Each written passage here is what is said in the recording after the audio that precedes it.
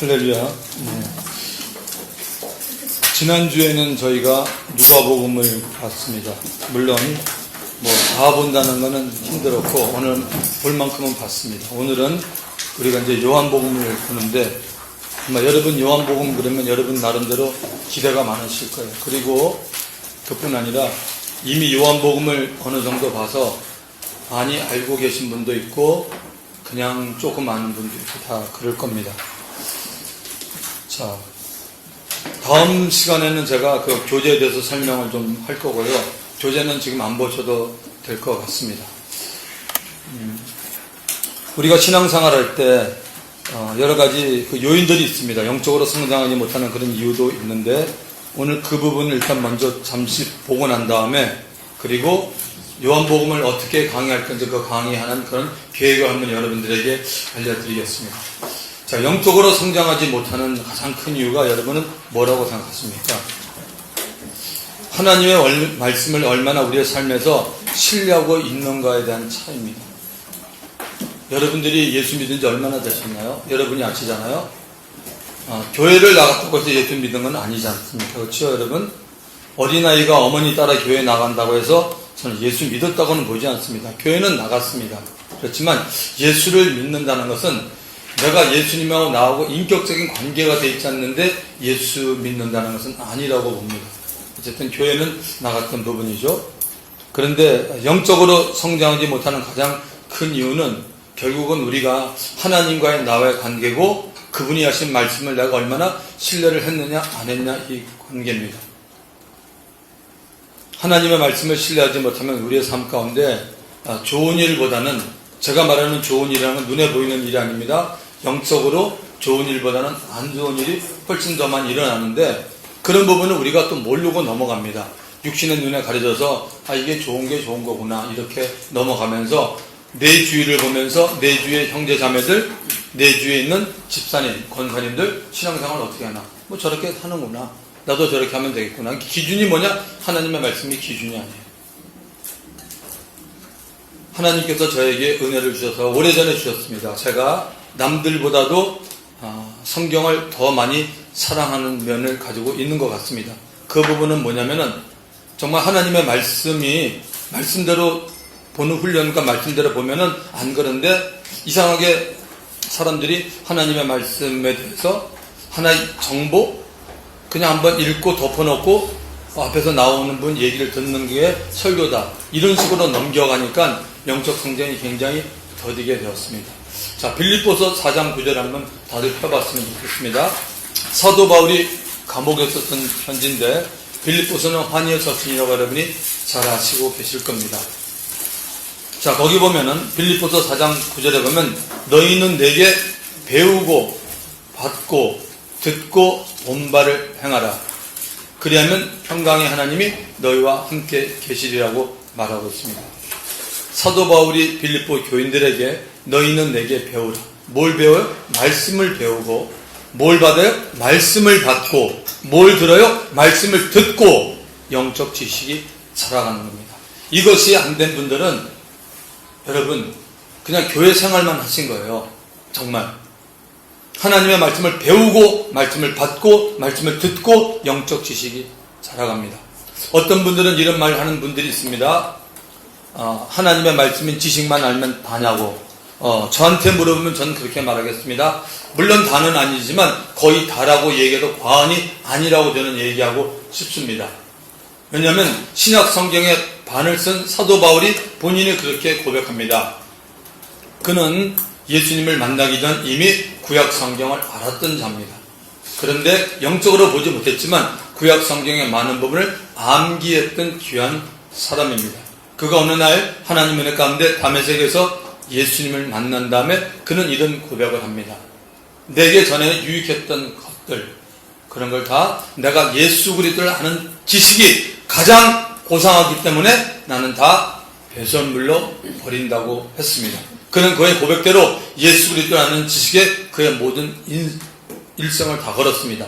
그뿐만 아니라 그가 다니면서 그러한 본인이 하나님의 말씀을 깨우치고 성령을 통해서 알았던 부분들을 그런 부분들을 개인에게 디모데나 디도 또한 브루스길라 아굴라 이런 개인들에게 말할 뿐만 아니라 또한 그는 교회 그 여러 장소에서 모여서 항상 아침부터 밤이 맞도록 성경을 몇 년 동안 가르쳤던 인물입니다. 그가 말합니다. 너희는 내게 배우고 받고 듣고 본 바를 행하라. 그리하면 평강이 하나님 너희와 함께 계시리라고 말합니다. 말씀을 배우고 말씀을 받고 말씀을 들으면 영적 지식이 여러분 자라갑니다. 자, 영적 지식이 자라간다는 걸 조금 구체적으로 설명해 드리겠습니다. 영적 지식이 자라가는 분들은 여러분들이 이제 나는 영적 지식이 자라가는지 안 자랐는지 여러분이 알 수 있어요. 여러분이 삼위일체 하나님이 어떤 분인지 성경을 통해서 여러분 알아요. 그냥 알지 그 정도가 아니에요. 성경을 통해서 삼위일체 하나님이 어떻게 일하시는지 여러분 알아요. 그 다음에 여러분 하나님의 뜻을 알아요. 물론 여기는 개인적인 뜻을 빼놓고 말입니다. 하나님이 우리 모두에게 말씀하시는 많은 뜻이 있어요. 하나님의 아들도 하나님의 뜻 때문에 이 땅에 온 것입니다. 요한복음 6장 38절에 나와 있습니다. 내가 하늘로서 내려온 것은 내 뜻을 행하려 함이 아니요 나를 보내신 이의 뜻을 행하려 함이라고 분명히 말하고 있습니다. 또한 성령의 역사도 알게 됩니다. 어떤 분들은 성령의 역사는 체험을 해야 된다고 말하지만 체험하지 않더라도 성경에는 많은 성령의 역사가 나와 있어요. 성경을 통해서 성령께서 이렇게 역사하는구나. 사도행전 10장에 고넬료 가정을 봐도 알 수 있고 사도행전 16장에 보면 사도 바울이 그가 갈라디아 쪽이라든지 아시아 지방에 복음을 전하기를 원했는데 예수의 영 성령께서 그를 막았다라고 말하고 있습니다. 그리고 그가 환상 가운데 마게도냐에 있는 사람이 그를 향하여 손을 드는 것을 보고 이게 주께서 나한테 저기 가서 복음을 전하라고 한다는 것을 인정하고 가서 그 제2차 선교가 이루어지는 모습을 우리는 볼 수가 있습니다. 또한 교회가 여러분 무엇인지 압니다. 여러분 영적 지식이 없는 사람은 교회를 몰라요. 교회가 뭔지 어떻게 알아요? 사람 보고 알아요? 장로님이 가르쳐줍니까? 목사님이 가르쳐줍니까? 누가 가르쳐줘? 성령께서 성경을 통하여 가르쳐줍니다. 믿으시면 아멘 해보세요. 여러분 에베소서가 뭔지 아십니까? 교회에 대해서 쓴 겁니다. 교회가 뭔지를 알려주는 겁니다. 골로새서 있죠? 그건 기독론입니다. 기독론. 여기에서 다 신학이 나온 겁니다. 여러분 성경 안에서. 그 다음에 영적 전쟁이 무엇인지 알죠? 성경에 다 나와 있잖아요. 영적 지식이 있는 사람은 영적 전쟁이 뭔지를 알아요. 영적 지식, 영적 전쟁이 무엇인지 안다는 것이죠. 그 다음에 말씀을 게으리하면 어떤 일이 일어나는 걸 영적 지식이 있는 사람 알아요. 성경을 거의 무시하고 보지도 않는 사람은 내가 말씀을 게으리하면 어떤 일이 일어나는지 몰라요. They don't care. 좀 케어하지 않습니다. 이렇게 살았으니까 그냥 봉사하고 헌신하고 열심히 하고 뛰어다니고 해라면 다 했으니까 아무런 영향 없이 살았어요. 천국 가면 나에게 상급이 많다고 생각하지만 성경은 그렇게 말해주고 있지 않을걸요, 여러분? 굉장히 중요한 말씀입니다. 그리고 여기에 기도를 하면, 영적 지식에 여기에 기도를 하면 삶의 지혜와 체험이 생기는 겁니다. 아멘. 그리고 다른 사람에게 성경을 가르치고 리드를 할 수 있게 됩니다. 영적 지식이 있는 사람들이 리드를 하는 거지 영적 지식이 없는 사람이 어떻게 교회에서 리드합니까? 그거는 말이 안 됩니다. 사람이 아무리 좋아도 영적 지식이 없는 사람이 리드하면 어떻게 해죠? 자기가 배운 거, 대학에서 배운 거, 세상에서 배운 거 얘기합니다. 이렇게 살면 좋은데 그럼 세상에 있는 교수들 불러다 놓고 하면 되죠. 그렇게 되면 아닙니다. 성경을 알아야 됩니다. 그래야지 리드할 수 있고 그다음에 분별력이 생기잖아요. 분별력이 뭐가 옳고 그름인지 그게 다 하나님의 말씀 영적 지식을 통해서 나온다는 겁니다. 그래서 굉장히 영적 지식이 가지는 게 중요한데 성장하지 못하면은 우리 가운데 이런 부분이 없습니다. 그래서 내가 성장하지 못하는 가장 큰 이유는 뭐냐? 바로 하나님의 말씀에 대한 그 신뢰가 없는 겁니다. 자, 성경을 한번 펴봅시다. 히브리서 4장을 펴보시기 바랍니다. 히브리서 4장. 자, 거기 2절을 보시면은, 히브리서 4장 2절.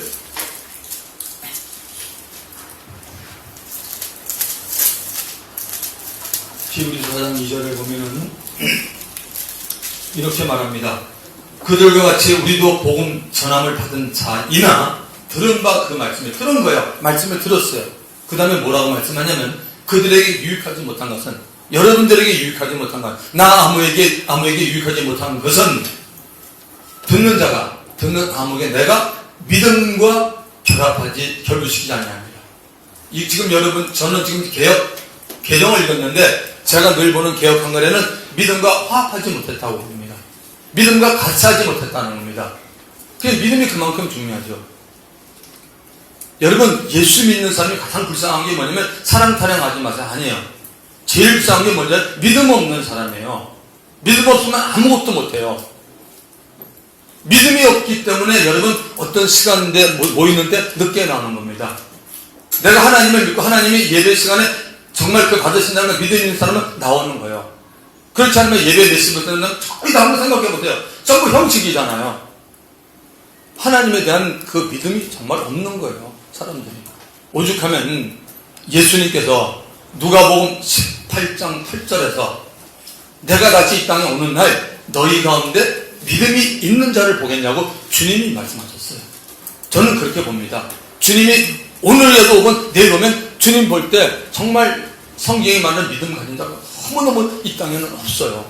자기 일 때문에 그냥 다 하고 그냥 자기 유익을 위해서 신앙생활 하는 거예요. 자기 유익이 아니라 주님의 영광을 위해서 신앙생활 하면 거기서 나중에 영적으로 본인에게 유익이 생기는데 잘못돼도 한참 잘못 갔다는 겁니다. 그래서 우리가 다시 한번 하나님의 말씀을 들어야 되고 말씀을 통해서 뭐가 잘못됐는지 이런 걸 우리가 알아야 된다는 것입니다. 자, 살전 2장을 보십시오. 데살로니가 전서 바울이 데살로니가 교회다가 보낸 편지 첫 번째 편지 2장을 보십시오. 330페이지에 있습니다. 2장 13절. 살전 2장 13절에 보면 이러므로 우리가 하나님께 끊임없이 감사함은 너희가 우리에게 들은 바 하나님의 말씀을 받을 때 사람의 말로 받지 아니하고 하나님의 말씀으로 받으니 진실로 보다. 사도 바울이 보니까 교인들은 두 가지 형태가 있습니다. 말씀 받을 때 하나님의 말씀으로 받는 교인들이 있고 사람의 말로 받는 교인들이 있다는 겁니다. 결과는 엄청나게 다르네요. 사람의 말로 받으면 그 사람에게는 하나님이 역사를 안 해요. 누구 손? 여러분 손해예요. 그거는 여러분 손해라고요. 여러분이 목회자 원망할 거 없어요. 앞에 있는 사람 원망할 거 없어요. 성경에 나와 있잖아요. 여러분이 정말 원망할 게 없다고 그래요. 그래서 여기 말씀에 비춰서 여러분이 나는 하나님 말씀 정말 사먹어 듣는데 그 사람이 앞에서 난 은혜가 안 된다. 그러면 기도를 하든지 방법을 하든지 하면 될 거예요. 성경에 나와 있잖아요. 하나님의 말씀으로 받습니다. 진실로 거라다. 이 말씀이 또한 너희 믿는 자 가운데서 뭐예요? 역사한다. 와, 이거 엄청난 거 아니에요? 그러니까 어디서 결정이 나요? 설교 시간에, 성경 공부 시간에 결정이 나요. 저는 오래전부터 제가 청년대학교가 아니라 고등부, 미국에서 사역할 때도 이런 얘기 종종 했습니다. 얼마나 많은 사람들이 알아듣는지 모르지만 주일 예배 찬양 부르고 뭐 기도하고 다 했어. 대표기도 하고 뭐 강구하고 다 했어. 그런데 당신 주일 설교 섬기는 교회에서 당신의 영혼에 들어오지 않으면 당신은 주일을 뭐예요? 허탕 친 거라고. 저 가방이 말합니다. 허탕 친 거예요. 그리고 그 다음 날 뭐예요? 큐티 본다든지 뭐 뒤지기죠, 사람들. 그게 벌써 잘못된 겁니다. 응? 하나님의 말씀이 그만큼 중요하죠. 그 말씀을 한 주간 내가 살아야죠. 오늘 설교 말씀을 통해서 하나님이 나에게 뭐라고 말씀하셨고 우리 교회에 뭐라고 말씀하셨고 나의 영적 상태가 이렇구나. 그런 부분에서 내가 새벽에라든지 내가 낮에 기도하면서 하나님 그 말씀이 나에게 채워주기를 원합니다. 그렇게 해서 52주를 지나오십시오. 영적으로 엄청 성장했습니다. 여러분. 이게 뭐 설교 듣고 나면 딱 나가서 3분만 되면 오늘 제목이 뭐였어? 본문이 뭐지? 여러분 우리가 이런 시대에 살고 있습니다. 어떤 데다가 뭐하러 설교하나 주회종들 뭐하러 성경 가르치냐? 그냥 다 같이 놀지. 그런 생각이 드는 거예요. 대한민국 교회가 왜 이렇게 됐습니까? 너무 다 안타까워요. 예? 설교되면 땡이야. 기억도 안 나. 왜요? 제가 물어봤어요, 사람들한테. 저는 물어보는 사람이에요. 제목이 뭐였지? 그래서 그게 뭐였죠? 그래서 내가 오죽답하면 그거를 알기 위해서 끝나고 나면 청년대학교에서도 뭐 했어요? 본과했잖아. 설교 들은 거 그대로 한번 적용해라. 저희도 지금 시작했습니다. 설교를 말씀을 들었는데 목회자는 저는 하나님의 종인 목회자들은 그 설교에서 저는 진액을 뽑는다고 생각합니다. 기도할 뿐만 아니라 말씀 연구하면 어떻게든지 할까 다 저는 그게 주의 종이라고 생각합니다. 그래서 말씀을 전하는데 듣는 사람은 사람의 말로 들으니까 하나도 역사가 없어요. 역사가 없다는 얘기는 쉽게 말씀드릴까요? 내 삶에 이렇게 변화가 없다. 집에서 아빠 아빠는 교회 다닌 지 한 15년 됐다. 이제 20년 됐어? 근데 아빠 왜 이렇게 안 변해? 똑같아. 엄마 너도 유튜브 쌤. 엄마도 마찬가지야. 엄마가 교회에서는 나이산 척하지만 집에서는 왜 이렇게 우리한테 언짢게 왜 이렇게 화를 많이 내? 엄마 아빠 종족 싸우는데 왜 그렇지? 엄마 아이 크리스찬 정말 예수 믿는 사람이야? 나 교회 학교에서 배울 때 그렇지 않는데 왜 그래? 이게 뭡니까 여러분? 너무너무 잘못된 거잖아요. 신앙생활 교회에서 우리가 하나님께 예배드리고 하고 난 다음에 결국 뭐죠? 내 삶에서 영향력 있는 자가 되는 것이 하나님 우리에게 말씀하십니다. 그렇기 때문에 우리의 믿음이 성장하지 못하는 이유는 그러한 것들이죠. 그리고 하나 더 볼까요? 누가복음을 한번 가봅시다. 지난번에 누가복음 했는데 누가복음 8장을 한번 갑시다. 누가복음 8장. 자, 4절부터 8절까지만 읽어볼게요. 자, 누가복음 8장 103페이지입니다. 4절부터 8절.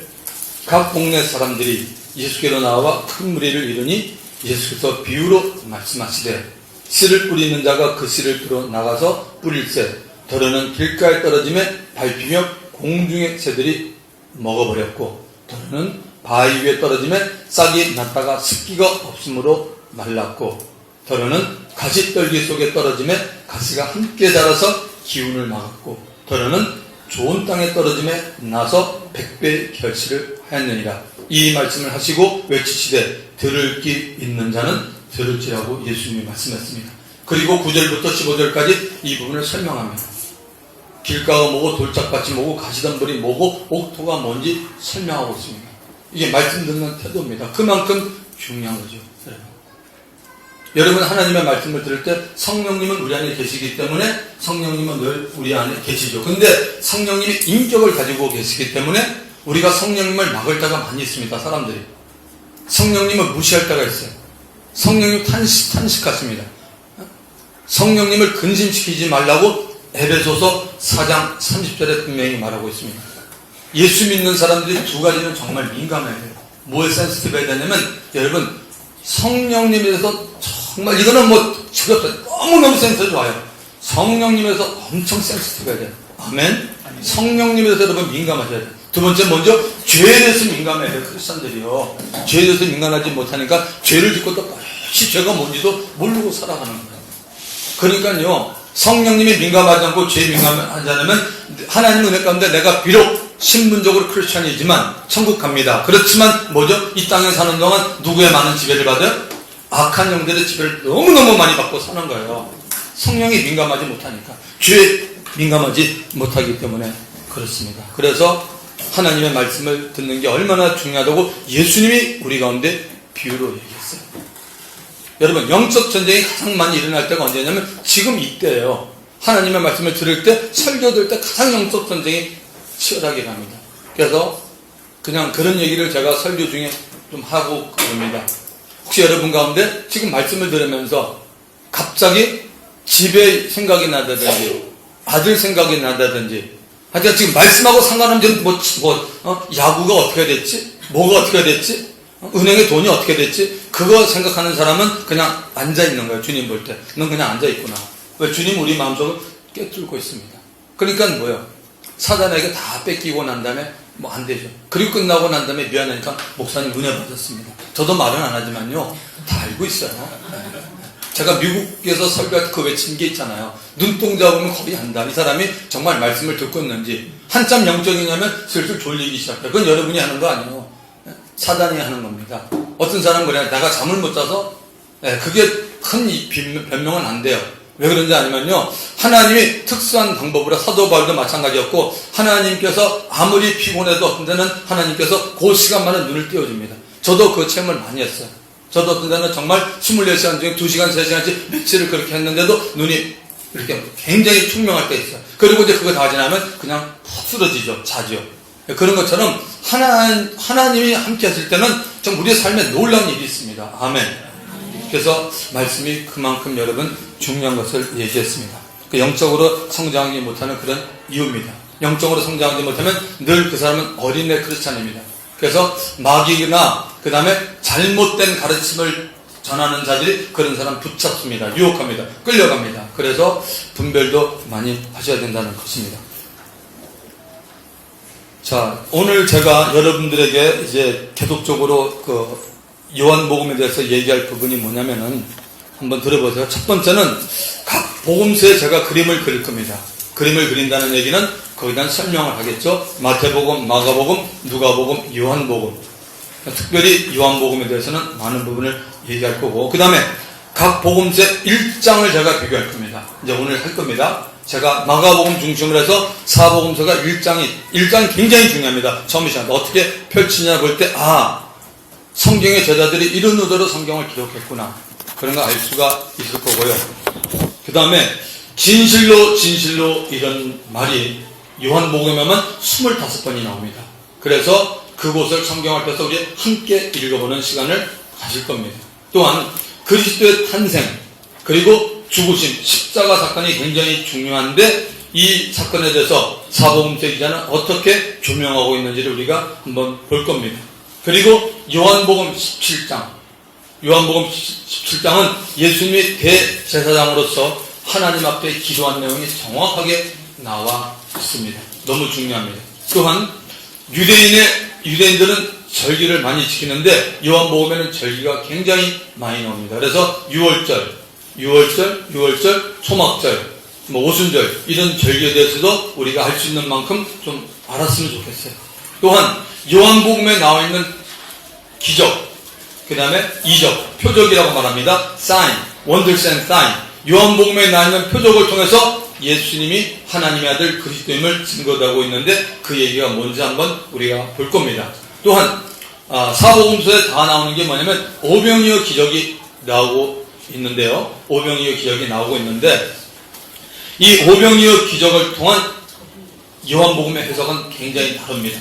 요한복음 6장, 그래서 6장을 저랑 같이 이제 6강 하는 동안에 우리가 몇 번째 강의인지 모르지만 그때 요한복음 6장에 대해서 자세히 좀 볼 겁니다. 자, 그 다음에 예수님 자신이 하나님을 입증하는 말씀이 있죠. 출애굽기 3장 14절에 보면 나는 스스로 있는 자다. I am 뭐뭐다 한 게 뭐냐면 그게 야훼라는 얘기입니다. 야훼. 그러니까 뭐냐면 스스로 있는 자, 그런 뜻인데 그 야훼와 그 다음에 나의 주 아도나이라는 것을 합쳐서 그게 오늘날 여호와라고 말하고 있습니다. 그래서 예수님 자신이 나는 뭐뭐이다, 하나님만이 쓸 용어를 예수님이 이 요한복음에 쓰고 있습니다. 나는 생명의 떡이다, 나는 양의 문이다, 나는 예를 들어서 주님은 또 나는 포도나무다, 이런 말씀을 쓰시죠. 주님이 그런 걸 좀 알아볼 거고, 그 다음에 요한복음 1장부터 21장 각 장을 한번 그려볼 겁니다. 요한복음은 그렇게 되는 게 요한복음이에요. 요한복음 그리면서 병풍처럼 1장에는 어떤 그림이 나오고 2장에는 뭐가 나오고 핵심적인 것만 한번 보면서 여러분이 요한복음을 읽는데 조금 도움을 드리고 싶습니다.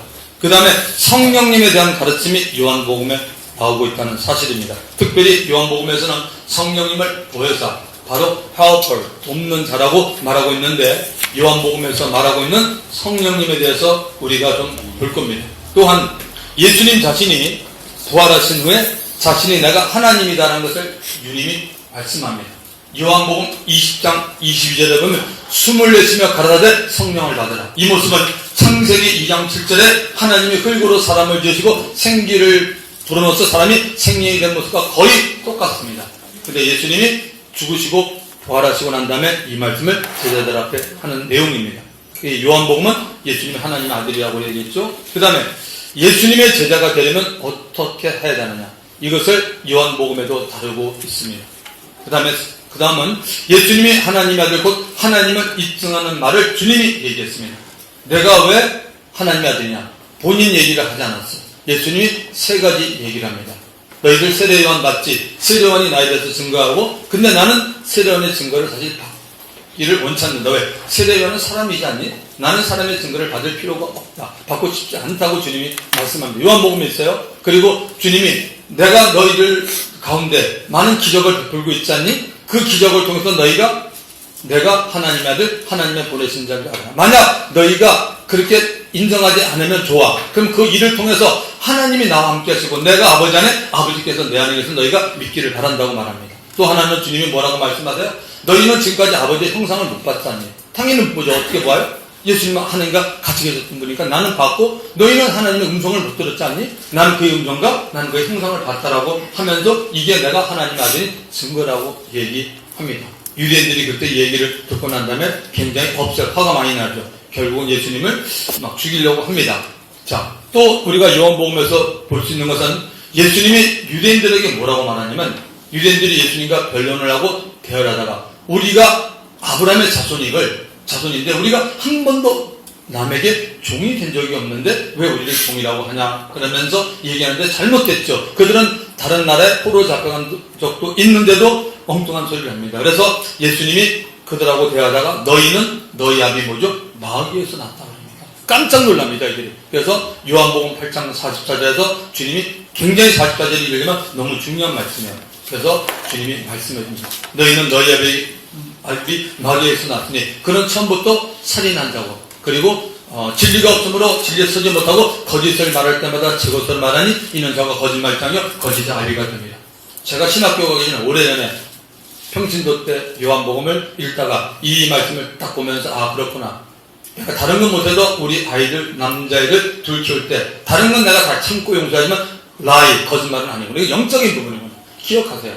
여러분 주위에 유난히 거짓말 잘하시는 분 있죠.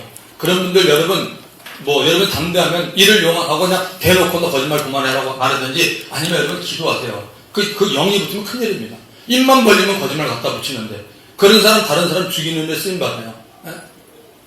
그거 진짜 안 좋잖아요. 사도 바울이 성경에 다 얘기했잖아요. 이런 사람 되면 안 돼요.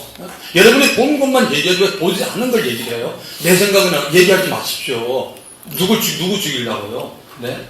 그건 하나님 볼 때, 그건 세상 사람들이 그렇게 만드십시오. 여러분이 하나님이십니까? 여러분의 생각이 다 맞는 게 아니야. 이성태 목사 생각이 다 맞는 게 아니야. 저는 틀릴 때가 더 많다고 보는데, 여러분은 어떠세요? 요한복음 8장 44절 정말 여러분 조심스럽게 다뤄야 될 부분입니다. 거짓말이 얼마나 무섭습니까? 창세기 3장에 보면 나오잖아요. 인간이 어떻게 넘어집니까? 마귀가 가지고 있는 가장 강한 무기가 뭔지 아세요? 여러분 눈에 보이는 기적 그게 아니에요. 거짓말입니다. 거짓말로 하와를 유혹하잖아요. 너 정말 하나님이 동산 중에 있는 선악과를 먹지 말라 하더냐?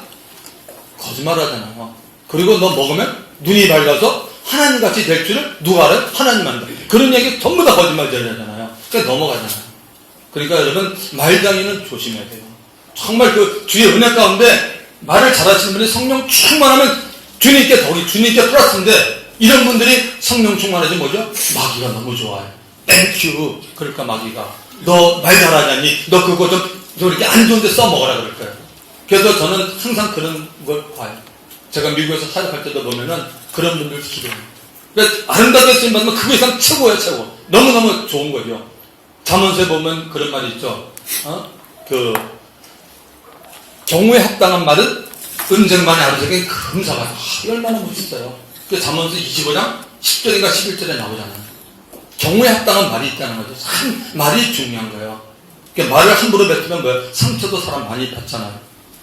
그 다음에 요한복음 9장을 좀 볼 겁니다. 거기 보면 나면서부터 수경된 자 눈을 뜨게 해주는데, 여기에 제자들이 얘기를 하잖아요. 주님, 지금 이 사람이 소경된 것이 부모의 죄요? 이 아이의 죄입니까? 예수님이 뭐라고 말씀하십니까? 야, 부모는 아이가 죄가 아니라 이 아들을 통하여 하나님의 아들의 영광을 위해서 나타내야 합니다. 하나님의 아들이 이를 나타내려 함이라고 말하고 있습니다. 그리고 거기에 실로암이라는 얘기가 나오는데 굉장히 귀한 뜻을 가지고 있습니다. 실로암이 구약에는 실질적으로 실로암 선을 떨었는 그 실로암에서 물을 마시고 외적의 침입을 막았던 곳인데, 예수님이 실로암이 내가 실로암이라고 말하고 있는 모습입니다. 또한 요한복음 10장에 보면 예수님이 뭐라고 말하죠? 나는 양의 문이다. 나는 양의 문이다. 나는 문이다. 나로 말미암지 않고 양의 우리에 들어가는 자는 다 도둑이요 절도라고 말하고 있습니다. 그리고 나는 선한 목자다. 선한 목자는 양을 위해서 목숨을 버리거니와 싹둑 목자는 그렇지 않다. 싹둑 목자라는 게 뭐예요? 싹이라는 게 어떤 목자 일하는데 돈을 위해서 어떤 세상 사람들이 사업을 하면서 하는데, 오늘로 말하면 목회자나 이런 신학교 학생들, 그러니까 그쪽으로 하는 분들이 그 돈을 위해서 하는 사람들은 전부 성경 싹꾼이에요. 그건 다 떠나서 영적인 양과의 그 관계, 생명의 관계를 유지할 수 있는 것이 선목자라고 주님이 얘기를 했습니다. 그리고 유명한 10장 10절은 여러분이 아시죠? 도적이 오는 것은 도둑질하고 죽이고 멸망시키는 군요. 그 다음에 내가 온 것은 양으로 생명을 얻고 더 풍성히 얻게 하려 함이라고 말하고 있습니다. 자, 또 우리는 이 예수님을 이들이 몇 번이나 돌로 치려고 합니다. 예수를 죽이려는 이유가 요한복음에 정확히 나와 있습니다. 왜 유대인들이 그리스도를 알고 있는 자들이 왜 예수님을 돌로 치려고 했느냐? 그 이유가 상세히 요한복음에 등장합니다. 그리고 이 요한복음에서 암송해야 할 말씀들이 있습니다. 여러분 가면 암송 여러분 아이고 또 나오는구나. 난 암송은 난 담쌌는데 그거 여러분 자랑거리가 아닙니다. 암송을 좀 하십시오. 요한복음에 암송할 게 얼마나 많은데 요한복음하고 로마서가 제일 많아요. 성경 암송은. 그래서 그렇게 하다 보니까 로마서 8장을 암송해라, 뭐 요한복음 1장을 암송해라 이렇게 얘기하지 않습니까? 암송을 많이 해야 됩니다. 할 게 실제로 많이 있습니다. 요한복음에는. 그리고 요한복음은 뭐냐? 하나님의 주권을 말하고 있습니다. 하나님의 주권이 뭔지 아세요? 주인이 누구예요? 하나님이에요. 예수님 우리에게 알려줬어요. 요한복음에서 철저하게 예수님은 뭐라고 얘기하자면 자기 얘기 거의 안 합니다. 우리가 이제 성경을 통해서 볼 겁니다. 나는 아니야. 나를 보내신 아버지. 항상 그렇게 얘기합니다. 그래서 여러분이 요한복음을 제대로 공부를 해야 된다는 겁니다. 요한복음은 사복음 중 가운데 가장 늦게 기록된 것입니다. 하나님의 주권을 우리가 얘기할 때 우리는 뭐죠? 은혜를 얘기할 수 있는 거예요. 그래. 그분이 나와 함께하는 거예요. 그러니까 하나님의 주권을 우리가 분명히 성경들을 믿고 있으면 내가 살다 보면 어려움이 와요. 비도 오고 눈이 오고 영적으로도 올라갔다 내려갈 때 있어요. 그때 내 신앙이 뭐죠? 하나님의 주권을 정말로 인정하고 있는 사람은 내 신앙이 그렇게 많이 안 흔들리는데 하나님의 주권을 몰라요.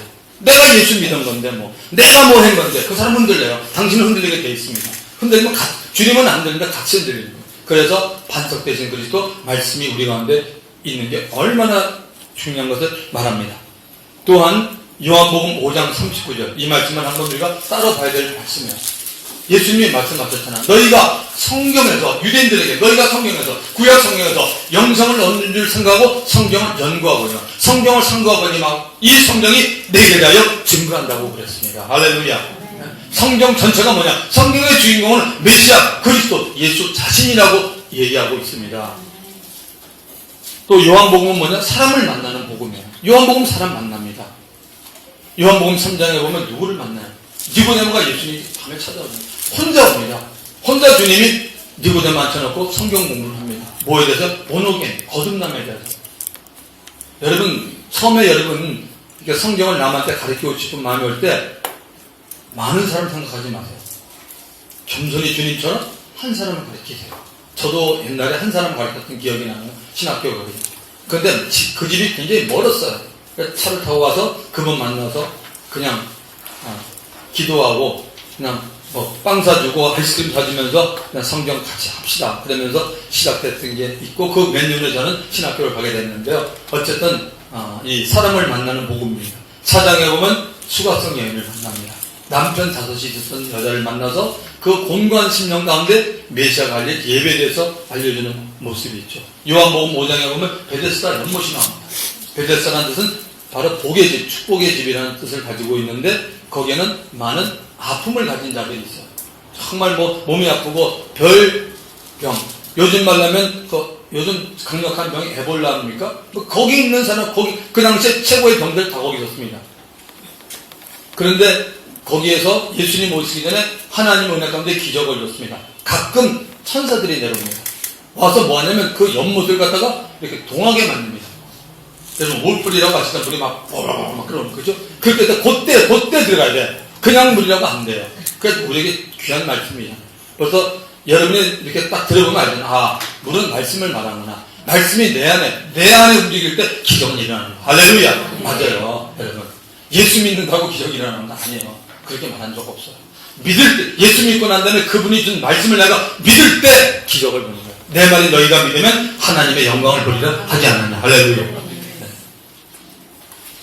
그러니까 요한복음은 사람을 만나는 복음이고 한 사람뿐만 아니라 또 많은 무리도 만나고 오병이어 기적 행할 때 수많은 무리들이 예수님에게 나옵니다.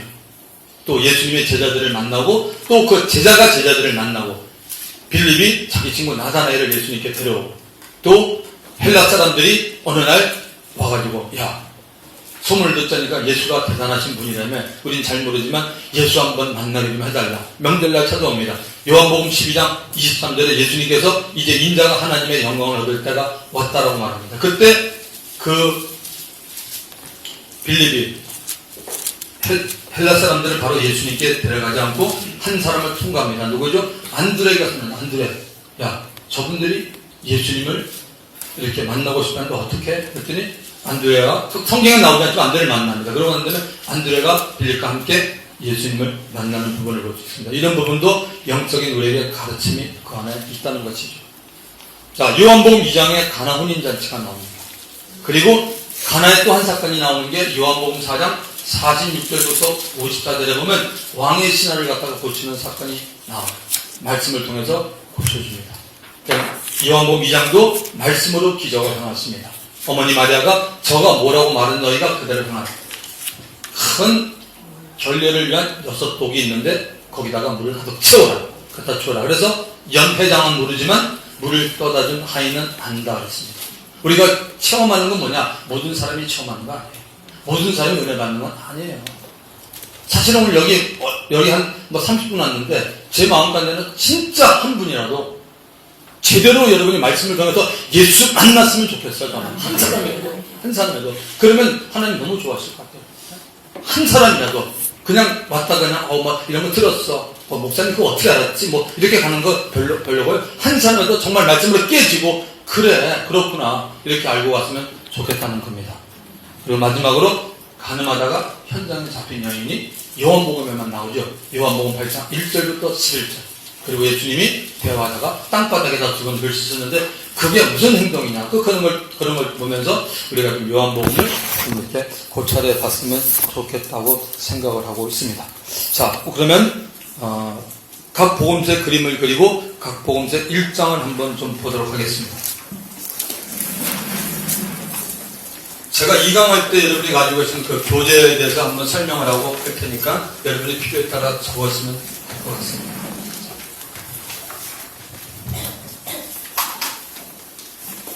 마태복음, 그 다음에 마가복음, 그리고 누가복음, 그리고 요한복음. 성령님께서 이 성격과 모양이 다 다른 사람을 사용해서 성경을 기록합니다.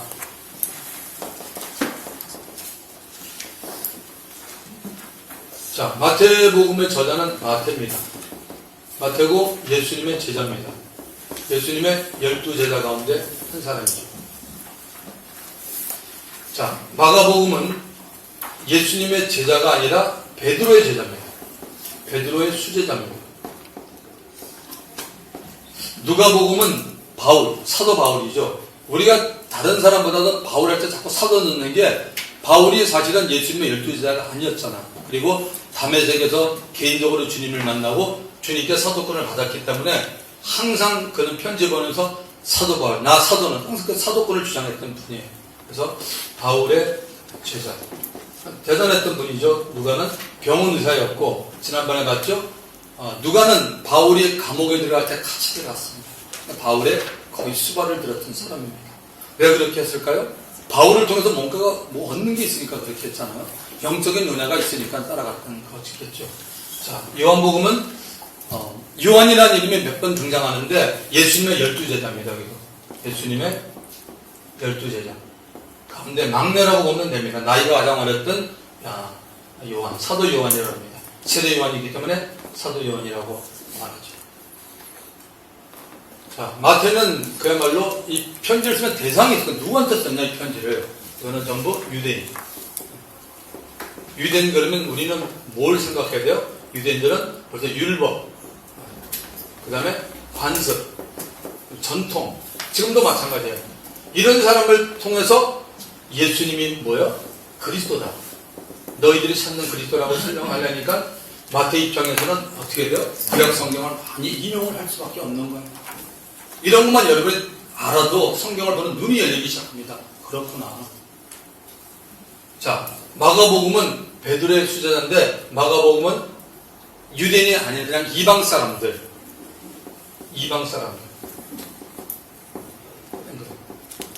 오늘 우리들도 다 포함됩니다.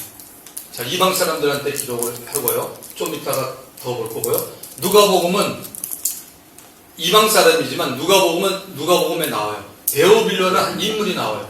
데오빌로. 누가는 이 사람을 데오빌로 각하라 그랬어요. 좀 존칭을 썼는데 데오빌로라는 뜻이 뭐냐면 하나님을 사랑한다는 뜻입니다. 그러니까 하나님을 사랑하는 자에게 썼는데요.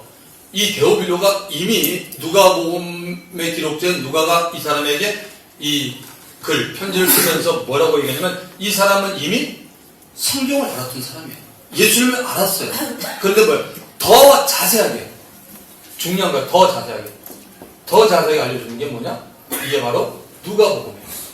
그래서 말씀드렸죠. 할리우드에 있는 영화 감독이라든지 이 예수에 관한 영화를 만드는 사람들이 가장 많이 인용하는 게 뭐예요? 누가복음. 더 자세하게 나왔기 때문에 누가복음을 많이 인용한다는 것이죠. 그리고 이 누가가 사도행전을 또 쓰죠. 동일하게. 그러니까 사도행전과 누가복음의 흐름은 거의 비슷합니다. 자, 그 다음에 이제 요한복음은 우리가 이제 오늘 많이 볼 요한복음은 사도 요한이 요한복음은 누구에 썼냐면 이방인인데, 보세요. 여기는 이방인인데 이방인에 대해서 썼는데 지금 안디옥을, 그러니까 에베소를 중심으로 있었던 그런 이방인. 왜냐하면 사도 요한이 에베소 교회를 담임합니다. 목회합니다. 전승하며. 그리고 이 에베소 교회를 사도 바울전에 있던 전 목사가 누구냐면 바울입니다. 바울이 떠난 다음에 사도 요한이 에베소 교회를 담임합니다. 그래서 에베소는 굉장히 특별한 곳입니다. 이방인에게 보내고 또 이 요한복음은 누구냐면 유대인들에게 보냈는데 유대인 가운데 예수를 믿기 시작한 유대인들, 예수 믿는 유대인 가운데 예수 믿는 유대인들 믿는 사람. 이 요한복음. 그래서 여러분들이 이렇게 알면은 참 좋아요. 그래서 왕의 복음이라고 말합니다. 마태복음은 왕에 대해서 기록했고 마가복음은 예수님이 servant, 종의 복음. 그 다음에 누가복음은 예수님이 사람, 죄 없는 사람, 인자. 요한복음은 예수님이 하나님이에요. 하나님 복음, 하나님의 아들로 기록한 거예요. 요것만 봐도 벌써 여러분들이 이게 좀 뭔가 복음서가 다르구나. 똑같이 예수님을 봤는데 예수님은 다른 앞에서 복음을. 그러면 그 내용도 그러하다는 것입니다. 자, 이제 우리가 이제 1장들을 한번 보겠습니다. 각 1장을 보면서 지금 여러분 교재는 있는지 모르지만 제가 볼 때 교재는 그런 내용을 안 적어놓은 것 같은데, 자,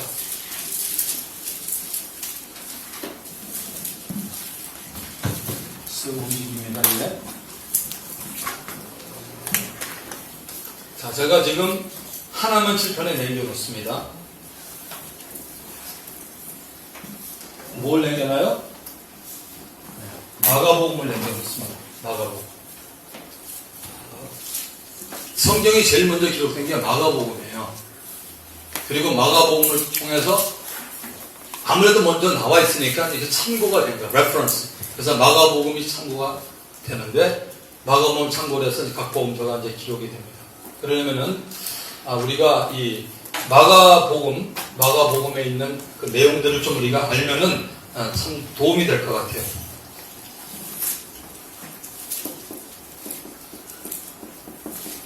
이거는 여러분들이 뭐 있지만 여러분이 믿음으로 따라 뭐 적어놔도 되고 앞으로 여러분이 성경을 그렇게 가르칠 때 이런 부분을 좀 많이 인용하세요.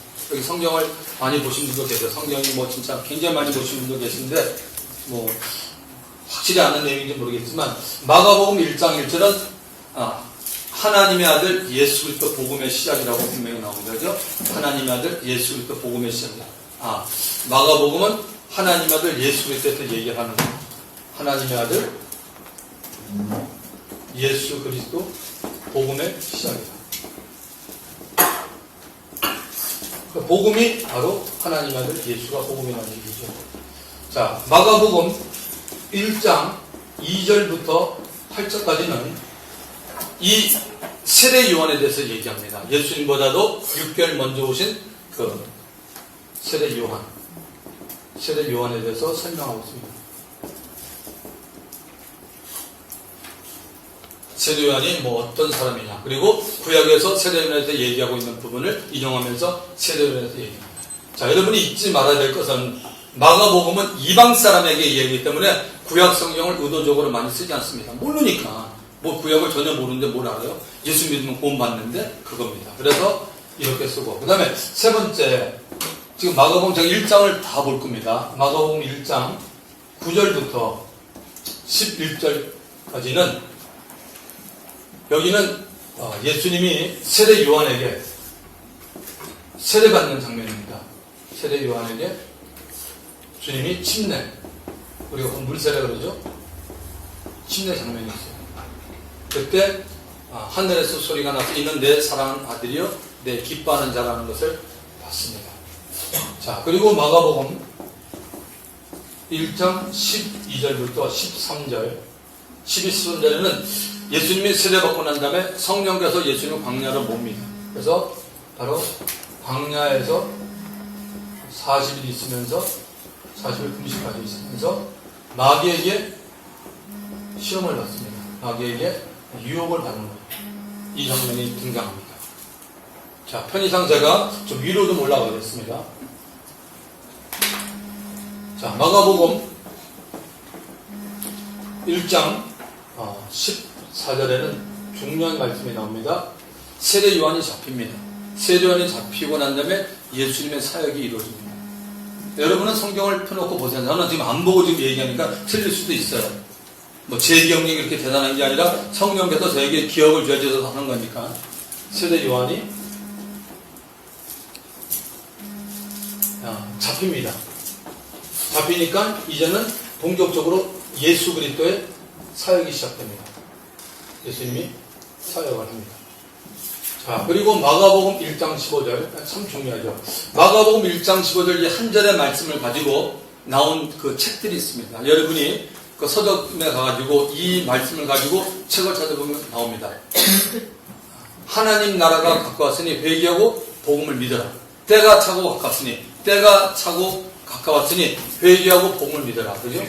때가 차고 하나님 나라가 가까웠으니 때가 찼고 하나님 나라가 가까웠으니 회개하고 복음을 믿어라. 회개하고 복음을 믿어라. 예수님이 말씀하셨습니다. 뭐요? 때가 차고 벌써 주님이 오실 때 이미 때가 가까운 거예요. 그때부터 종말이 시작됩니다. 이미 이때부터 종말 시작이에요.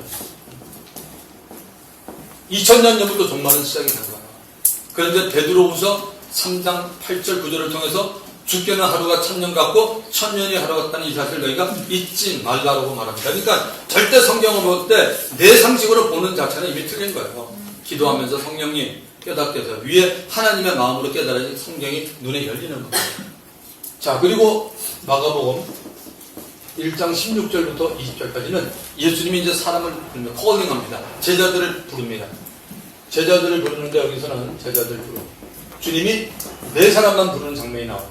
갈릴리 쪽으로 다니시다가 그러니까 거기 해안 쪽으로 다니다가 먼저 시몬, 베드로죠. 시몬과 안드레를 부릅니다.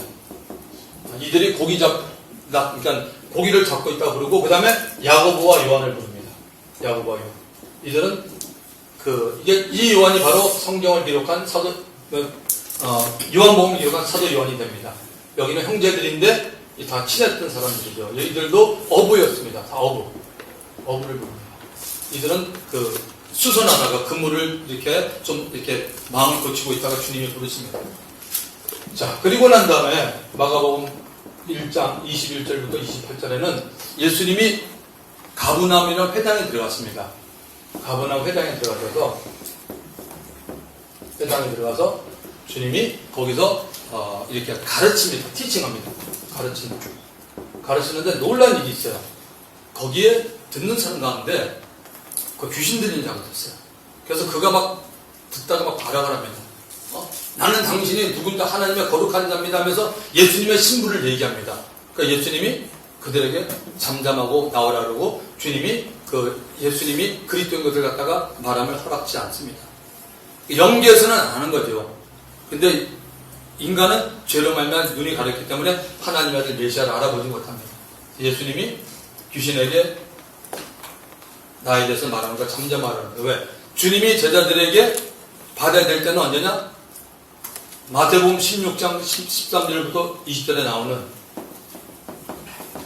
가이사라 빌립보에서 신앙 고백할 때입니다. 이때 주님은 받아야 되기 때문에 그 전까지는 악한 영들이 잠잠하기 때문에 영어로 하면 저서 shut up, be quiet 그렇게 된 겁니다. 조용히 그렇게 된 겁니다. 자, 근데도 영적 세계에서는 정확하게 하나님의 아들 예수가 메시아인 걸 알았다는 얘기입니다. 자, 그 다음에 9번째는 마가복음 1장 29절부터 34절까지.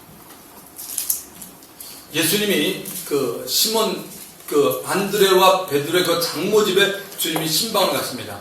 그 신방 가셔서 거기서 베드로 장모가 열병으로 있는 것을 보고 그 병을 꾸짖고 그 베드로의 장모의 열병을 치유하시고 그뿐만 아니라 함께 또 나와서 해저물 때 주님이 거기에 모든 각색 병든 자들이 있습니다. 각색 병든 자들과 귀신 들린 자를 주님이 다 이렇게 고칩니다. 근데 지금까지는 맞나요? 그냥 혼자 떠드나요? 성경에 그렇게 돼 있습니까? 네. 자, 10번째는 이제 중요하죠. 마가복음 1장 35절에 예수님이 기도하시러 가십니다. 참 중요한 기도. 기도하시러 주님이 기도하시러 갑니다. 감람산 혹은 한적한 곳으로 주님이 가시죠.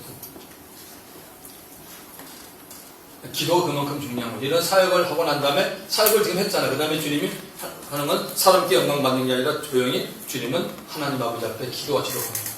그러다가 사람들이 예수님이 안 보이니까 기도하는 곳에 와서 주님, 사람들이 주님을 찾습니다. 이렇게 하다가 주님이 이제 마가복음 1장 38절부터 39절에 내가 전도하러 왔다. 내가 다른 동네 와서 전도하려니 나는 이 일을 위해서 왔다라고 얘기하고 있는 것입니다.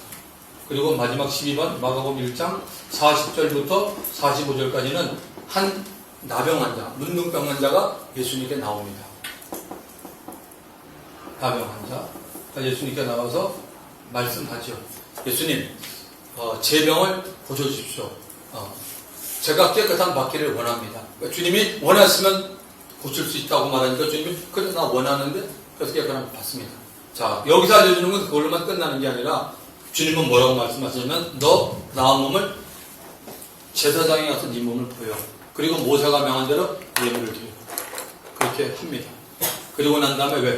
예수님 오셨을 때 이미 구약 때 온 겁니다. 율법시대 예수님이 오신 겁니다. 그리고 예수님께서 얘기하고 난 다음에 예수님이 소문이 안 나길 바랐는데 어때요? 소문이 온 갈릴리는 이렇게 쭉 퍼져가는 사건입니다. 자, 제가 여러분 이걸 한 이유가 있습니다. 제가 괜히 시간 빼려고 뭐 그렇게 한 게 아닙니다. 이것을 왜냐면 이 마가복음이 여기를 기준으로 해서 사복음서가 기록이 되기 때문에 이 부분을 여러분이 알아야 된다는 거죠. 자, 이방인에게 전한 건데, 자, 보시면은, 제가 이제 여러분 이제 물어보겠습니다. 여러분이 대답하셔도 되고, 그냥 한번 같이 가봅시다. 왜? 혼자 하는 건 좀 싫어요.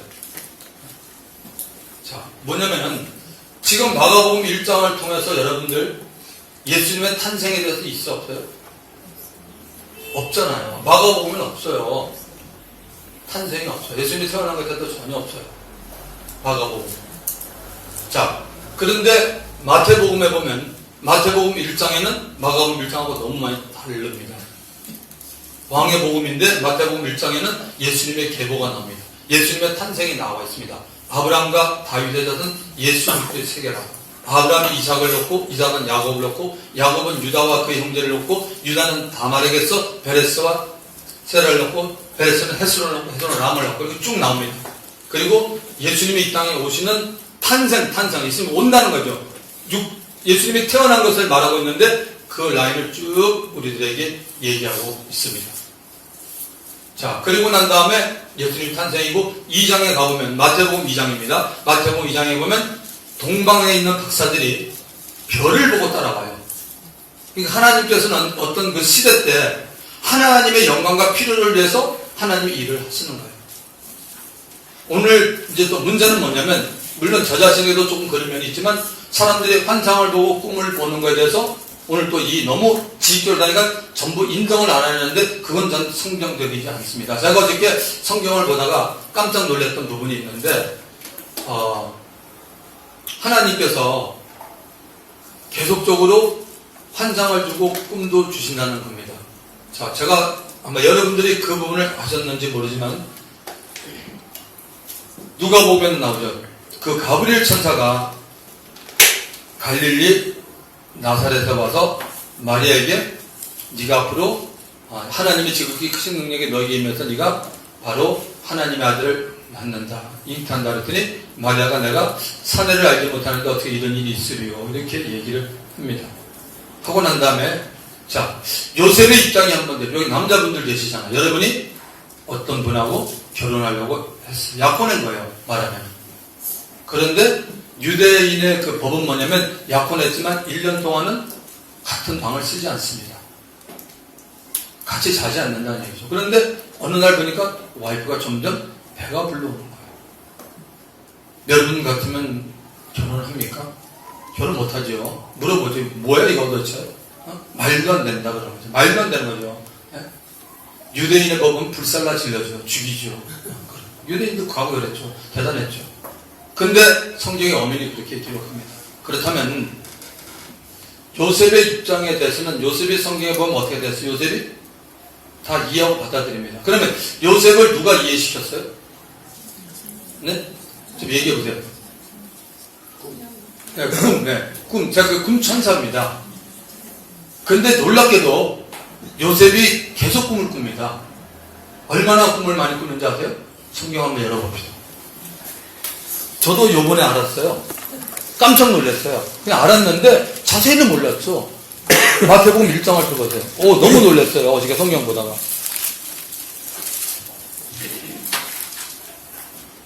자, 1장 18절부터 보세요. 예수 그리스도의 나심은 이러하니라. 그의 어머니 마리아가 요셉과 약혼하고 동거하기 전에 성령으로 잉태된 것이 나타났더니 그의 남편 요셉은 의로운 사람이라. 그를 드러내지 않냐고 가만히 끊고자 하여 이 일을 생각할 때 주의 사자가 현몽하여 꿈에서 주의 사자가 나타난 겁니다. 뭐라 하면 다윗의 아들 요셉아 내 아내 마리아 데려오기를 무서워하지 말라. 그에게 잉태자는 성령으로 된 것이니라. 거기다가 너 아들을 놓는데 이름을 예수로 하라. 이는 그가 자기 백성을 저희에게서 구원하여 하시나. 이 모든 일이 된 것은 주께서 선지자로 하신 말씀을 이루러 왔습니다. 일렀으되 보라 처녀가 잉태하여 아들을 낳을 것이요 그 이름은 임마누엘 하리라 하셨으니 이를 번역한 적 하나님 우리와 함께 계시다 합니다. 요셉이 잠에서 깨어 일어나. 할렐루야. 네. 꿈을 무시하면 안 되는 거예요. 요셉이 잠에서 일어나 깨어 일어나 주의 사자의 분부대로, 다른 말만 꿈에서 본 대로, 똑같은 얘기죠. 주의 사자가 어디서 봤어? 꿈에서. 주의 사자의 분부대로 행하죠. 꿈에서 본 대로 행하여 그의 아내를 데려왔으나 아들 낳기까지 동심하지 아니하더니 나음의 이름을 예수라 하라. 이렇게 되어 있습니다. 자, 그 다음에 마태복음 2장을 보십시오. 자, 2장 10절부터 봅니다. 앞에 생략하고 그들이 동방박사들이 별을 보고 매우 크게 기뻐하고 기뻐하더라. 집에 들어가 아기와 그의 어머니 마리아와 함께 있는 것을 보고 엎드려 아기께 경배하고 보배함을 열어 황금 유약과 몰약을 예물로 드리니라. 황금 유약과 몰약하면 참 재미있는 일이 있어요. 미국에 있어요. 어떤 목사님이 설교하시는데 황금 유약과 몰약을 갖고 시간 다 자고 먹더라고요. 그래서 참 재미있었는데. 자, 그들은 꿈에 헤롯에게로 돌아가지 말라 지시함을 받아 다른 길로 고국에 돌아가니라. 자, 여기서 꿈은 누구였냐면 바로 동방박사들입니다. 왜냐하면 헤롯 왕에게 얻어터지고 잡히면 안 되니까 꿈에서 돌아가고 지시합니다. 자, 13절. 그들이 떠난 후에 주의 사자가 누구예요? 요셉. 요셉이 누구죠? 예수님의 아버지. 그죠? 육신의 아버지. 요셉에게 현몽하여 이르되 헤롯이 아기를 찾아 죽이려 하니 일어나 아기와 그의 어머니 데리고 애굽으로 피하여 내가 너에게 이르기까지 거기 있으라 하시니 요셉이 일어나서 밤에 아기와 그의 어머니 데리고 애굽으로 떠나가 헤롯이 죽기까지 거기 있었으니, 꿈에서 지시를 받게 그대로 있었으니 이는 주께서 선지자를 통하여 말씀하신 바 바로 애굽으로부터 내 아들을 불렀다. 이게 호세아서 11장 1절에 나오는 얘기가 이렇게 이 말씀이 이루어졌다고 말합니다. 이에 헤롯이 박사들에게 속은 줄 알고 심히 노하여 사람을 보내어 베들레헴과 그 모든 지경에 있는 사내 아이를 박사들에게 자세히 알아본 그때를 기준하여 2살 때부터 그 아이를 다 죽이니. 이렇게 나오고, 자 19절. 헤롯이 죽은 후에 주의 사자가 애굽에서 요셉에게 또 현명하리라. 계속 요셉이 꿈을 꿉니다. 이 요셉이. 요셉 그러면 여러분 창세기에 나온 요셉하고 다른 사람입니다. 헷갈리지 마십시오. 여기는 이 다른 사람이에요. 주의 사자가 애굽에서 요셉에게 현명하여 이르되 일어나 아기와 예수님이죠. 그의 어머니 마리아를 데리고 이스라엘 땅으로 가라. 아기의 목숨을 찾던 자들이 죽었느니라 하시니 요셉이 일어나 아기와 그의 어머니를 데리고 이스라엘 땅으로 들어가니라. 그러나 아켈레오가 그의 아버지 헤롯을 이어 유대 임금됨을 듣고 거기로 가기를 무수하더니 꿈에 지시를 받아 또 꿈꿨어요. 지시를 받아 갈릴리 지방으로 떠나가 나사렛이라는 동네에 가서 사니 이는 선지자로 하신 말씀에 나사렛 사람이라 칭하임을 하심을 이루함이라. 아멘. 여러분, 꿈은 개꿈이 굉장히 많아요. 잘못된 꿈이 무지 많아요. 그런데 특별한 경우가 있어요. 제가 이걸 받아들였어요. 나 한 번도 꿈을 안 받아들인 목사였는데 제가 이번에 큰 감동을 받았어요. 야, 하나님의 말씀인데 네가 뭘 안다고? 하나님께서 내가 딱 보니까 똑같은 요셉이잖아요. 하나님이 어떤 사람에게는 우리는 몰라요. 하나님이 아세요. 여기 보니까 요셉은 의로운 사람, 여기 요셉의 인격이 나와요. 하나님 보시기에 정말 하나님 보시기에 성품이 깨끗하고 좋은 사람. 하나님이 그 사람에게 꿈을 주시는 거예요. 왜? 그 개인에게 주는 게 아니고 주의 영광을 믿으시기 바랍니다. 대신에 우리는 뭐죠? 꿈 달라고 기도하지는 마십시오. 그런 마귀가 옳다구나. 그건 아니에요. 성경대로 말씀드린 거예요. 오늘 여러분들도 어저께 저처럼 정말 그렇구나 걸 느낀 분들 많을 거예요. 계속 주님이 요셉에게 얘기해요. 요셉에게. 뭘로 통해서? 꿈을 통해서 얘기해요. 그러니까 꿈이 다 잘못된 것은 닭의 꿈은 아니라는 거예요. 진짜 꿈 같은 꿈이 있다는 겁니다. 주님이 생겨요. 요엘서 2장 28절부터 32절에도 나오죠. 늙은이에게는 꿈을 주며 자녀들에게는 환상을 보이고 청년들은 예언할 거죠. 이런 얘기가 나오잖아요. 그렇죠? 자, 지금 마가복음 1장을 봤고요. 탄생에 대해서 얘기를 안 하는데 마태복음 1가 탄생에 대해서 얘기를 합니다. 누가복음은 지난번에 공부했으니까 여러분 아시잖아요. 누가복음 1장이 80절로 끝나는데 세례 요한, 예수님을 소개한 세례 요한이 부모에 대해서 그들이 아이가 없었는데 하나님 앞에 어떤 모습으로 해서 하나님이 천사를 통해서 그 가정에 아이를 준다. 그랬더니 사가랴가 믿지 않으니까 벙어리가 되잖아요. 말도 못하잖아요. 그리고 나중에 그 엘리사벳이 애가 태어나고 나니까 그때 입이 풀리는 거. 이게 성경 말씀입니다. 아멘. 그리고 2장에는 예수님의 탄생이 되고 예수님의 12살 때 얘기가 나오고 예수님 점점 자라가며 지혜와 키가 자라가며 하나님과 사람에게 바로 칭찬을 받더라는 얘기가 나오고 있습니다. 그래서 마가복음에 기록된 부분이지만 마가복음은 거의 안 나오는 부분인데 탄생은 전혀 없잖아요. 이미 마태복음과 누가복음은 탄생에 대해서 얘기한 거죠. 그리고 지금 이 마가복음을 기준으로 보면 제자를 부른다. 이거 한번 보면은 예수님이 마태복음 4장에 가야 제자를 불러요. 누가복음은 5장 가야 제자를 불러요. 그러니까 뭐예요? 마가복음은 짧지만 이미 간단하게 얘기해서 특별히 뭡니까? 이 종의 복음, 예수님이 사역을 많이 하시고 이방 사람에게 썼기 때문에 그런 부분을 구약에 있는 많은 부분을 생각하고 얘기하고 있다는 얘기입니다. 자, 요한복음 1장을 이제 보면은 요한복음 1장 굉장히 중요합니다. 요한복음 1장 얼마나 중요합니까? 요한복음 1장 1절부터 18절까지는 뭐를 지금 사도 요한이 말하고 있냐면은 우리가 만났던 예수님, 이분은 로고스고 이분이 말씀이라고 합니다. 이분은 언제부터 있었느냐? 아무도 모른다는 겁니다. 주님만이 아신다는 거죠. 왜? 그는 영원부터 계셨던 분이기 때문에 그분을 소개하고 있습니다. 또 당시 이 헬라 문화, 로마가 잡고 있었지만 로마는 어디에 헬라 문화의 지중에 거의 영향을 많이 받습니다. 헬라 문화 가운데는 이혼론이 등장합니다. 빛이 있으면 어둠이 있고 죽음이 있으면 삶이 있고 그런 부분에서 다른 복음들이 막 들어오기 시작하니까 이제 성령께서 사도 요한을 통해서 늦게 기록을 합니다. 요한복음이 언제 기록됐냐면 AD 80에서 90년 사이. 그때 도미티안 황제가 이 왕입니다. 그러니까 네로 황제가 지나고 베스파시아, 그 다음에 타이러스, 디도 장군이 왕이 됩니다. 2년 동안 황제. 그 다음에 바로 도미티아누스가 황제가 될 때 그때 굉장히 핍박이 엄청나게 심했을 때 그때 요한복음을 기록하게 되고 얼마 있다가 요한 1서, 2서, 3서 그리고 그 반모섬에서 성경의 마지막 책인 요한계시록 할렐루야 기록됩니다. 여러분 참고로 말씀드립니다. 요한계시록은 이단의 전인물이 아닙니다. 요한계시록은 저와 여러분을 봐야 될 책입니다. 아멘. 하나님이 마지막에 필요하니까 준 거 아니에요. 요한계시록 당연히 봐야 되는 거 아니에요. 자, 요한복음 1장을 이제 우리가 보겠습니다.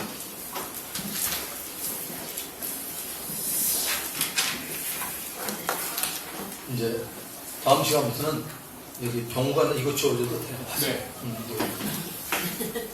정년 볼 때는 밥 먹어야 될 일이 했는데 시간이 많이 가니까 다음 시간부터 이제 끝날 때 됐어요. 일가 조금만요. 10분밖에 안 남았어요. 금방 가죠 시간. 얘기 몇 마디 했는데 그냥 시간이 다 남았어요. 자, 요한복음 1장 1절부터 18절은 너무 중요하고요. 자, 요한복음에서는 특별히 그 14절의 말씀을 꼭 필독 암송해야 돼요. 14절. 왜냐면 예수님의 탄생에 대해서 예수님이 하나님이니까 말을 하지 않고 이 땅에 오신 거 그냥 말씀의 육신이 되어 우리 가운데 거하시면 너무 멋있잖아요. 말씀의 육신이 된 분이에요. 그분은. 그래서 우리 가운데 거한다. 거한다는 얘기는 뭐냐면 이거는 성막을 알아야 돼요. 성막 공부를 하신 분이 돼야 돼요. 이거는 바로 예수님께서 출애굽께서 말하는 하나님이 어디에 거했어? 하나님이 이스라엘 백성들하고 광야에 있다가 모세를 통하여 내가 거할 성막을 지으라. 성막에 거한다. 이스라엘 백성들은 광야 생활 동안에 어디 있어요? 200만 사람들이 아이들 포함해서 그들도 뭡니까? 그때 땅바닥에서 그냥 잔 게 아니라 텐트를 쳐놓고 그들이 잡니다. 그래서 그 중심에 하나님이 계신 그 성막, 회막이라고도 말하죠. 거기가 있었는데 그 부분을 생각한 거예요. 이 사도 요한은. 그래서 말씀이 육신이 되어 우리 가운데 거하심에 우리가 그 영광을 보니 아버지의 독생자의 영광이요 은혜와 진리가 충만하다. 할렐루야. 예수님 그러면 뭐 은혜와 진리를 떠올리세요. 무조건 은혜와 진리. 예수님은 은혜와 진리예요. 은혜가 뭡니까? 우리 같은 죄인이 구원받을 수 없는데 놀란 은혜로 말미암아 구원을 주시고 계속적으로 말씀하시고 은혜와 진리. 진리가 말씀이잖아요. 은혜와 진리는 예수로 말미암아 온 것이에요. 요한복음 14장 6절. 내가 길이요 진리요 생명이니 나로 말미암지 않고는 아버지께 올 자가 없느니라. 나를 말미암아서. Jesus answered, I'm the way and the truth and the life. No one comes to the Father except through me. 나를 통하여 아무도 오지 못한다라고 주님이 분명히 말씀합니다. 말씀이 육신이 되어 우리가 안될 거 하시는 주님. 그리고 요한복음 1장 17절. 율법은 모세로 말미암아 주신 것이요 은혜와 진리는 예수 그리스도로 말미암아 온 것이다. 아주 성경을 딱 나눠주잖아요. 구약은 뭐냐? 하나님께서 모세로 말미암아 주신 것이고 지금 이 모든 구약과 신약의 모든 하나로 이루어지는 부분은 뭐냐? 예수 그리스도. 은혜와 진리는 예수 그리스도로 말미암아 온 것이다. 18절에 본래 하나님을 본 사람이 없는데 아버지 품속에 있는 독생하신 하나님이 나타내셨느니라. 할렐루야. 이게 요한복음의 시작입니다. 얼마나 멋있어요. 태초에 말씀이 계시니라. 이 말씀이 하나님과 함께 됐으니 이 말씀은 곧 하나님이시라. 그가 태초에 하나님과 함께 했었고 만물이 그로 말미암아 지음받았으니 지은 것이 하나도 그가 없이는 된 것이 없느니라 하면 예수님 뭐야? 창조주잖아요. 성경대로 보시라고요. 그러니까 삼위일체가 인정이 되잖아요. 창세기에 보면 1장 2절에 보면 땅이 혼돈하고 공하며 흑암이 깊음에 있고 하나님의 신은 하나님의 성령은 수면에 운행하시라. 하나님이 이르시되 빛이 있으라 하심에 빛이 있었고 할렐루야. 하나님의 말씀 선포하니까 빛이 생길 때 누가 역사한 거죠? 성령님 역사한 걸 우리가 알 수 있잖아요. 성경대로 그냥 따지지 말고 그냥 그대로 가면 돼요. 그리고 어떤 때는 영적인 풀이가 성경에 또 있어요. 다 그런 건 아니에요. 얼마나 중요합니까? 그리고 요한복음 1장에는 등장인물이 뭐야? 세례 요한이 등장. 세례 요한이 이 뭡니까? 빛 대신 예수를 알려주기를 원했잖아요. 빛이 어둠의 빛이지 어둠이 깨닫지 못하더니 하나님께로 보내심을 받은 사람이 났으니 이름은 요한이라. 저가 증거를 했으니 곧 이 빛에 대해 증거하고 자기로 인하여 많은 사람이 믿게 하자니라. 그는 이 빛이 아니요 이 빛에 대해 증거하러 온다. 참빛 1장 9절. 곧 세상에서 각 사람에게 비치는 빛이 있었나니 그가 세상에 계셨으며 세상은 그로 말미암아 지음받았을 때 세상이 그를 알지 못하였고 자기 땅에 오매 11절. 영접지 아니었어. 예수님이 왔지만 영접지 아니었으나 눈이 감겼기 때문에. 그래서 12절 놀라운 말씀 다시죠. 영접하는 자 곧 그 이름을 믿는 자들에게는 하나님의 자녀가 되는 권세를 주셨으니 이는 혈통이나 육종으로 사람의 뜻으로 나지 않냐고 오직 하나님께로 난 자들이라. 말씀이 육신이 되어 우리 가운데 거하시네. 우리가 그 영광을 보니 아버지의 독생자의 영광이요 은혜와 진리가 충만하더라. 요한이 그에 대해 전에 말하기를 내세우신 이가 나보다 앞서서 나보다 먼저 계심이라 한 것이 이 사람을 가르치나 우리가 다 그의 충만한 데서 받으니 은혜 위에 은혜라. 율법은 모세로 말미암아 주인 것이요 은혜와 진리는 예수 그리스도로 말미암아 온 것이라. 본래 하나님을 본 사람이 없는데 아버지의 품속에 있는 독생하신 하나님이 나타내신 할렐루야. 여러분 이 말씀은 암송하셔야 돼요. 저는 개혁 한글로 했기 때문에 조금 틀리지만 똑같은 내용이에요. 근데 여러분이 이 말씀을 알고 여러분이 복음을 전할 때 그냥 순간순간 나와야 돼요. 유대인들이 자기 땅에 오면 자기 것은 영접지 않았다고 말하고 있어요. 절절히 그냥 막 나와야 돼요. 요한복음 얼마나 중요합니까? 복음 전의 핵심입니다. 성경을 뚫은 말씀입니다. 말씀이 육신이 되신 분이 바로 지저스 크라이스트 그분이야. 그분 얘기가 되는 거죠. 그래서 요한복음 1장 1절부터 18절은 여러분 늘 하나님의 말씀 로마서 8장은 또 다른 뜻입니다. 로마서 8장은 성령님에 대해서 얘기를 하고 있는 거지만 이거는 뭡니까? 말씀이 그리스도 그분에 대해서 계속적으로 우리들에게 알려주고 있는 말씀입니다. 1장 1절이 중요하죠. 태초에 말씀이 계시니라. 이 말씀이 하나님과 함께 했으니 이 말씀은 곧 하나님이시다. 그래서 요한복음은 기적은 뭐죠? 다 말씀으로 이루어지는 겁니다. 나타내는 겁니다. 오늘 우리들도 요한복음을 통해서 우리가 기도하는 가운데 우리의 마음이 뜨거울 때 여러분 말씀을 선포하세요. 기적이 일어납니다. 뒤를 돌아볼 필요 없어요. 대신 믿음이 들어오고 말씀이 뜨거워질 때 선포하시기 바랍니다. 누가복음 24장 32절 아시죠? 엠마오로 하는 제자들이 부활의 주님을 만나서 그들이 몰랐습니다. 주님이 성경을 풀어줬어요. 그때 주님은 그들에서 떠나고 그들이 말하죠. 야, 아까 우리에게 그분이 성경을 풀 때는 어땠니? 나 마음이 뜨거운데 너는? 나도 뜨거웠어. 바로 그겁니다. 하나님의 말씀이 뜨거워지면 뭡니까? 바로 그게 우리에게 믿음을 준다는 것이고 그 말씀이 오늘 살아서 그분에게 역사한다는 것입니다. 하나님 말씀 믿음 가지고 하나님 말씀 역사할 때요. 와이프도 생각하지 말고 남편도 생각하지 말고 믿음 여러분 소비해야 돼요. 이건 너무 놀라운 선물이에요. 네. 하나님의 말씀을 듣는 기적이 일어납니다. 제가 오른손이 예수 믿고 난 다음에 믿은 지 얼마 안 된 다음에 제가 손을 한번 크게 다쳤습니다. 제가 런드리 세탁소 할 때 지금 아직도 상처가 있는데요. 그래서 그때 의사가 유대 사람이었는데 미국에서 시카고에 있을 때 일입니다. 핸 스페셜 닥터에서 제 손을 갖다가 이렇게 꼬매주고 이렇게 했는데요. 그때 굉장히 크게 다쳤습니다. 뭐 인대도 나가고 뭐 다 나갔는데 이게 붕대를 하고도 손이 굽어지지 않는 거예요. 그래서 의사 얘기가 형제님 이렇게 늘 와서 통원 치료를 받고 6개월 정도 되면 그때 손이 펴지기 시작했거든요. 이게 안 되니까. 그래서 제가 알겠습니다 하고 나와서 한 달 정도 됐을 텐데 주일 설교입니다. 당시 저희 교회 김아무개 목사님이 계셨는데 말씀을 전하는데 갑자기 제 마음에서 뜨거운 말씀을 듣는데 너무 뜨거운 거예요. 뭐 너무너무 뜨거워서 안 되겠더라고. 뭐 어쩔 줄은 모르겠어요. 그러면서 믿음이 들어오는 거. 내 손이 닿는다. 믿음이 먼저 들어왔어요. 그리고 이 손을 갖다가 지금 이 상태가 이 주먹이 안 되어지니까 이렇게 되면 아파서 제가 너무 자지러집니다. 너무 아프니까 생각보다 굳었는데 어떻게 됩니까? 근데 그날 말씀을 듣는 거야. 설교를 계속 하고 있고 여기 있는데 제가 손을 이렇게 딱 옆에 들었죠. 붕대 감겨 있는 손. 그리고 그때 저희 이식하고 있던 교회가 한 성도들 한 300명 나오는 교회였습니다. 제가 너무 좋아서 손을 이렇게 하면서 자기 말씀을 들으면서 이 손이 움직이는 거야. 딱 잡은 거야. 이게. 그러니까 옆에 있던 여자 전도사님이 계시는데 내 손을 와 기적이 일어났다고 난리를 그때 얘기하신 거예요. 그게 뭐냐? 엠마오와는 제가 똑같은 저에게 감동이 온 거예요. 말씀이 뜨거워질 때 기적은 그 자리에 일어나는 거예요. 그만큼 중요한 거예요. 요행 바라보지 마세요. 오늘 주님이 오늘 목사님이 선포했는데 나 고쳐주겠지. 절대 안 고쳐줍니다. 주님이 짱구가 아니십니다. 절대 안 고칩니다. 믿음 통해서 났습니다. 여러분 수많은 사람들이 예수님 곁에 갔잖아요. 얼마나 많은 옷 자락을 잡았어요. 근데 12년 동안 혈류병을 앓는 여자에 대해서 성경이 뭐라고 해요? 그가 가지고 있는 돈을 다 썼어요. 그것도 이해가 되잖아요. 낳고 싶어도. 혈류병이 뭔지 아시잖아요. 맨날 피가 나는 거예요. 몸에서. 그분이 되고서 얼마나 답답하겠습니까?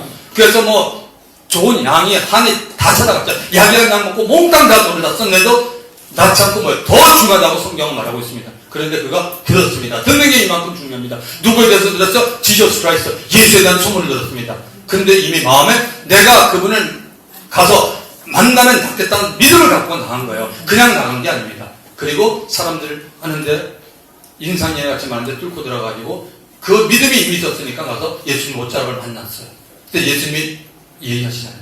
야, 누가 내 몸에 손을 대냐. 그랬더니 제자들이 주님 지금 무슨 말씀하세요? 수많은 사람이 손을 대냐. 아니야. 내 능력이 나갔다고 말하고 있잖아요. 믿음이 있는 자예요. 할렐루야. 여러분 기도는 하나님의 능력을 끄는데 성경에는 기도 중에 어떤 기도를 원합니까? 믿음의 기도. 믿음의 기도 하시기 바랍니다.